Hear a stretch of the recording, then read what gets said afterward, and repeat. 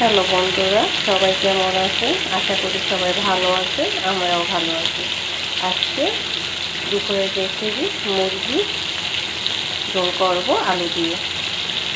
প্রথমে মুরগিটা সুন্দর করে ভাজে নেব। প্রথমে কাঁচা লঙ্কা বাটা,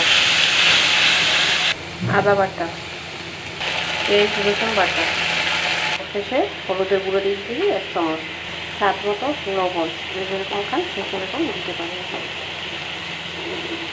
ভালোভাবে কষিয়ে নিতে একটু,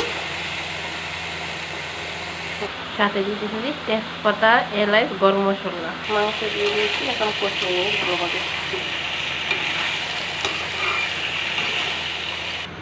জল দিয়ে দিলাম। কষানো হয়ে গেছে, জল দিয়ে দিলাম।